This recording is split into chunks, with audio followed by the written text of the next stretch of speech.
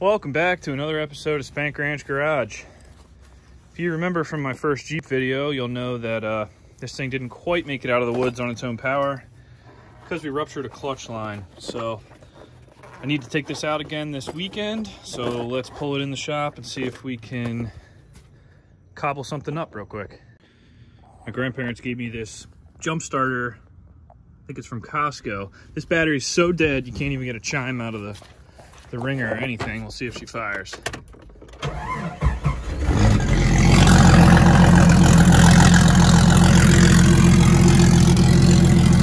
This starter is incredible for totally dead vehicles. I've never seen anything like it. Anyway, this slave cylinder is tucked all the way down here, so it doesn't look too bad in the video, but getting down here is a doozy. And if I remember correctly, this line is held in with a roll pin like a GM. You can't even see it. So I need to pull this sleeve out. And my fat ass doesn't work well under dashboards, so I hate this. Especially when the carpet is saturated with mud. And the seat's wet and everything's disgusting because I don't have any windows because I keep flipping over.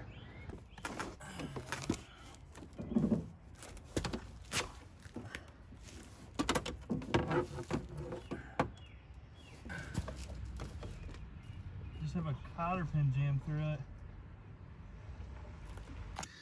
All right, what you didn't see was 20 minutes of me cursing, trying to get this freaking turd out of here. I hate working under that dash. So this is the clutch master. Anyway, the fitting is held in with a roll pin here. So let me bang that puppy out. Actually, you know what? Let's take it off with the trans and take the whole thing out at once. You can see there's some kind of quick connect. Kind of like a GM, I think. Yeah, it is. This is also like a GM. Get rid of these pieces of crap. Sometimes they fail and make a clutch lock up. So I'm going to take it apart up here at the fitting, and we'll start an AN line from the metal coming out of the transmission there.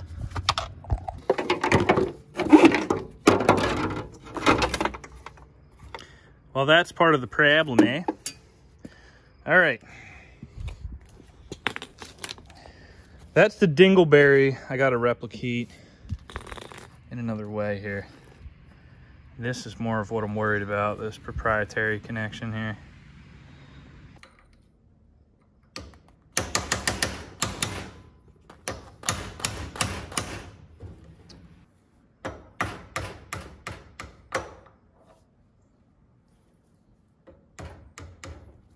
I'll leave that pin in a little bit.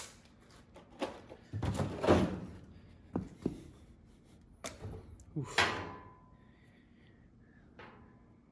Okay. Not exactly what I was hoping to see with this.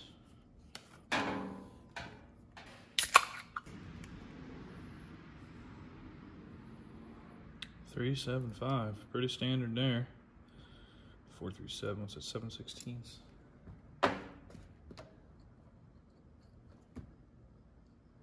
375 on the first bore. Then we dropped 3,100. That's the bore we're sealing in.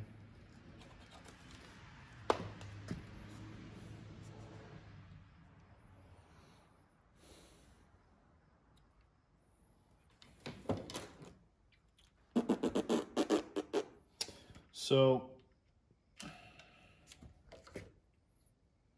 first set's like 30. So the first bore is 375. That fits in pretty nice, though we're not deep enough. We're not deep enough to engage the pin yet. So, a couple things. I got the fitting chucked up in the lathe, and we're gonna make a couple of adjustments to this diameter here on this shoulder and this diameter here. This needs to come down to 0.3100, and I need this down to 0.4375.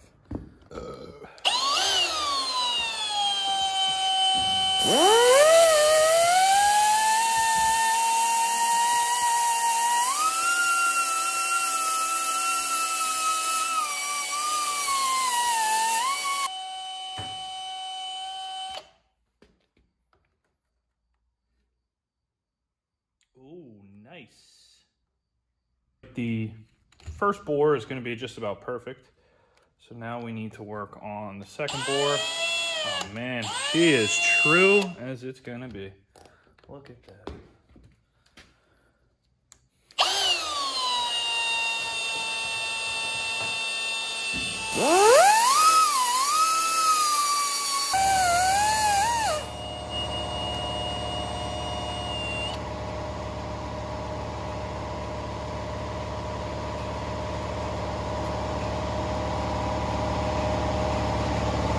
I'm very happy with the work the machine shop did on this. It looks great. Came out just to the specifications I wanted. Now, it looks like the O-ring seal, the actual O-ring seat, this face right here is the same diameter between the Jeep part and the GM part. So I do have the Jeep O-ring here. Should probably do the job. I want to see if I have a new one though of the same size, just for quality's sake, you know, because I'm doing quality work here on a quality Jeep. But if I don't, you know which one I'll be using. O-ring grease on this, and we'll see if we can't get this to go in. This is a new O-ring that is slightly thicker. And then I have a new O-ring that's slightly thinner, and I have the Jeep O-ring right in the middle. So we're gonna find one that fits right. Start with the biggest one. All right, little extra grease, little extra finesse, and I got the thicker O-ring in. That makes me feel a lot better. So we'll set the pin and see how it feels.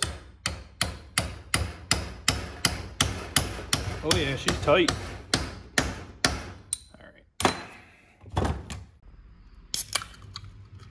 I did find this little gem, which appears to be a 3/16 bore. Well, we could check that right now, but I'm pretty sure it is, unless it's some metric crap. Great, okay. But it's a 7/16 outer. Beautiful, flat face. This is your typical double flare coupler, which is the female side of what's on the Jeep here. Try to show every situation. Right, so these fittings match. So that is the Spank solution to a simple problem without going to the store and buying anything, because it's 11 o'clock at night on a Wednesday. So basically this, a piece of line, and then my -3 to 3/8, 3/16 line nut, put all these together in one little piece. And that is my adapter. And then I'm like, man, that's really clumsy. That's going to be in the way, all this crap. Well, actually, with the factory line, doing this loop-de-loop here, I have so much space to do that. I may actually come right out of here, take a loop, and come back, just like the factory line, and we'll splice in right here with the braided stainless line.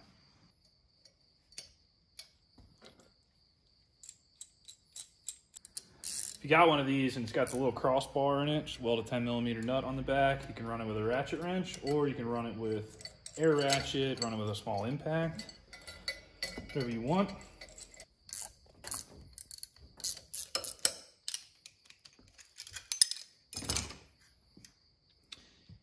Yeah, she ain't flawless, but she's pretty dang good. On to the next.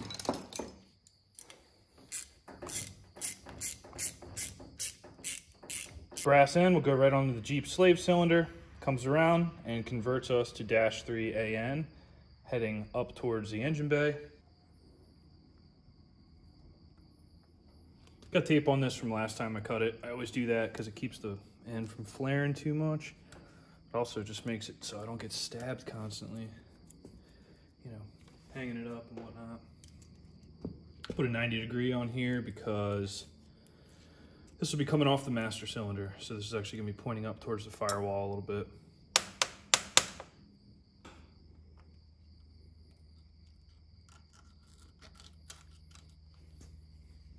I don't know if you guys use these connectors or not. These are, I think they're Summit brand. I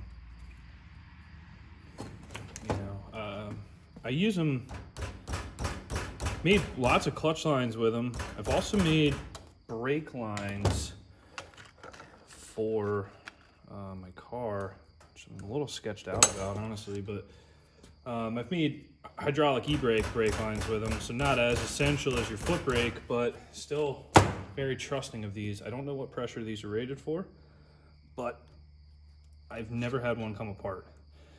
The key thing, so you want to get the ferrule all the way seated on the PTFE liner. That's this bronze part here. Make sure your nut's on, and you actually want your braiding to come up over this a little bit. This way this all ties together. So you want to push in on this, because the worst would be if you tighten it and you get the ferrule to compress, you know, out here. You want it to compress on this. So kind of thread it over the braided stainless. And then once you have this started,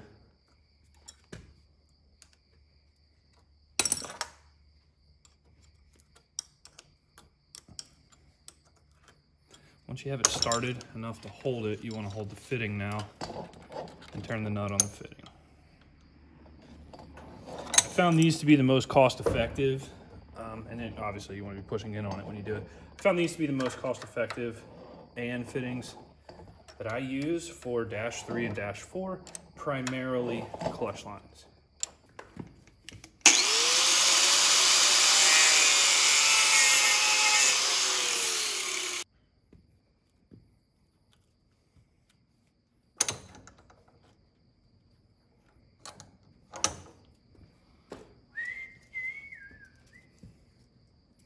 Same process here on the straight. I took a rough measurement of the Jeep line and I shortened this up like 2 inches because my routing is going to be a little more lean, I guess, than Jeep's was, because I don't want to ride this thing right on the exhaust like they did. Okay, they never even considered people would dump their exhaust out the hood when they built this thing, and that's the main problem with Jeeps.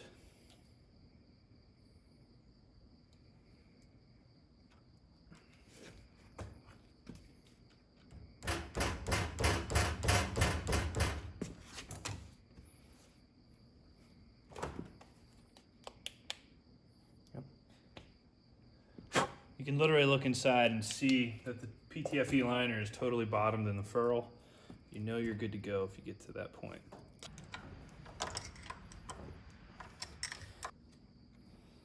All right, dash 3 to 3/16 line. This is already the Jeep fitting here. We made the Jeep fitting on the other side. So from here, it should be a pretty straightforward factory install. Okay, the adapter went well. So this is the bleeder side of the slave. Here's the feed side. Our plastic line came in here with that stupid quick connect. So we went coupling to same thread but 3/16 line, back out, back to the dash 3. You can see, well, here's the bottom of the header here. I tucked this thing way, it's so far up there I can't even see it. But anyway, it is super far from the exhaust. It's never gonna see the kind of heat that the plastic line saw. And even if it did, it'll put up with it a hell of a lot better. You're in the power bleeder. We're on it. I'm gonna go underneath. I won't bore you with the bleeding process, but I think this is gonna work. Let's fire it up and see if it works. The alarm's going off right now. It's another Jeep Grand Cherokee problem.